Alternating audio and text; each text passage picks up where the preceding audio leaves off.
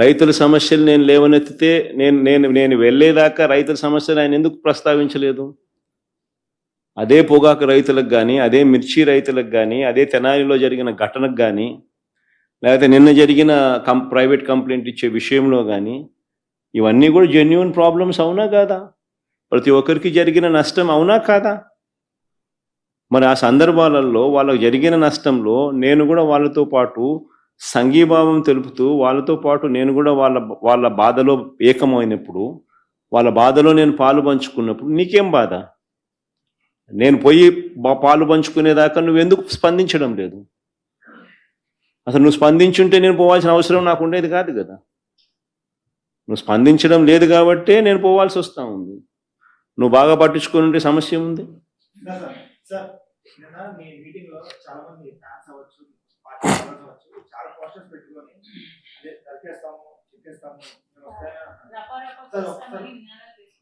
Dialogue చెప్పు ఒకసారి, మళ్ళీ ఏమన్నాడు? మళ్ళా చెప్పమా? పూర్తి డైలాగ్ చెప్పాలా? పూర్తి డైలాగ్ చెప్పది ఏంది? మళ్ళీ కొంచెం మైక్ తీసుకొని చెప్పు, బాగా వినపడుతుంది నాకు.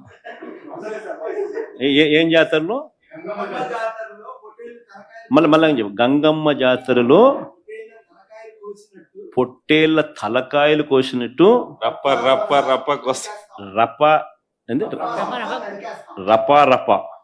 రపా నరికేస్తాం.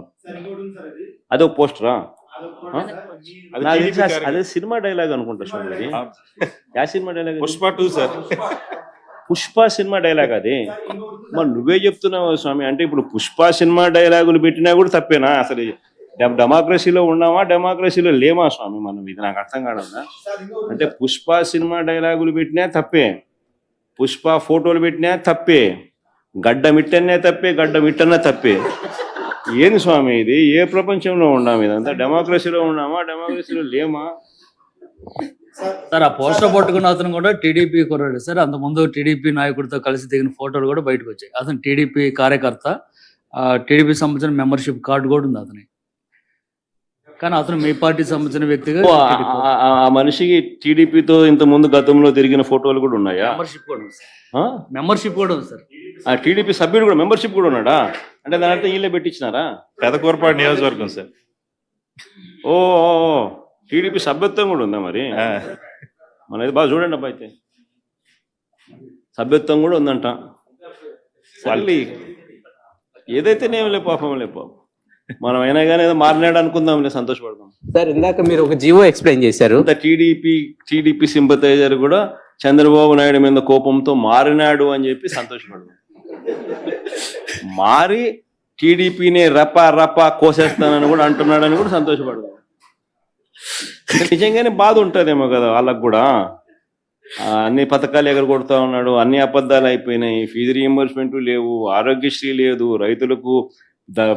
రైతులకు పెట్టుబడి సహాయం రావడం లేదు, పెట్టుబడి గిట్టుబాటు ధరలు రావడం లేదు, మరో పక్క అబద్ధాలు మోసాలతో సూపర్ 6లు లేవు, సూపర్ 7లు లేవు. మరి ఆయన బతుకులు చిన్నాభిన్నం అయిపోయిన పరిస్థితుల్లో ఆయనలో మార్పు వచ్చిందేమో. వచ్చి ఆయన కూడా టీడీపీ యాక్టివ్ మెంబర్ అయినా కూడా వైసీపీలోకి తాను చేరి టీడీపీ వాళ్ళ ఫోటోను, టీడీపీ వాళ్ళ మీద ఆయన ఆక్రోశం చూపిస్తూ ఏమన్నాడు? ఏ జాతరలో? గంగమ్మ జాతరలో పొట్టేళ్ళు తలలు నరికినట్టు రపా అని నరుకుతానని చెప్పి ఆయన అంటానంటే దాని అర్థమైంది. మరి చంద్రబాబు నాయుడు అనే వ్యక్తి ఇంత మోసం చేస్తా ఉన్నాడు కాబట్టి ప్రజలు అంత కోపాన్ని చూపిస్తా ఉన్నారు. అందులో వాళ్ళ కార్యకర్తనే వాళ్ళ నుంచి మారి వైసీపీలోకి వైసీపీ కార్యక్రమంలో పాలు పంచుకొని మన అభిమానస్తుడై నెక్స్ట్ టీడీపీ ప్రభుత్వంలో టీడీపీ వాళ్ళను రపా ఏం జాతరలోది? గంగమ్మ జాతరలో ఏం పొట్టేలు తల నరికినట్ట రపా నరుకుతాను. మంచిది కదా. చాలా దురదృష్టకరం. వైసీపీ పార్టీకి నాయకుడిగా ఉండి కూడా జగన్మోహన్ రెడ్డి గారు ఇంత వయలెంట్ వ్యాఖ్యలు చేస్తున్నారు అంటే నిజంగానే చాలా ఆశ్చర్యంగా ఉంది. ఇది చాలా దురదృష్టకరం. మేము నరికేస్తాము, మేము చంపేస్తాము, మేము బట్టలు కూడా ఇస్తాము, మేము ఎంటబడి కొడతాము, ఇవన్నీ ఒక నాయకుడిగా మాట్లాడాల్సిన మాటలు కావు. కాంగ్రెస్ పార్టీ విశాఖపట్నానికి ప్రతిసారి ఆంధ్ర రాష్ట్రానికైనా విశాఖపట్నానికైనా వస్తున్నారు, పోతున్నారు. మీ భద్రత మీకు ఉంటుంది కాబట్టి, మీ ముందుకు వచ్చి ఎవరు ప్రశ్నించే లిబర్టీ లేదు కాబట్టి, ఆ స్వతంత్రం ఈ దేశంలో లేదు కాబట్టి ప్రధానిని ఎవరు ప్రశ్నించలేకపోతున్నారు.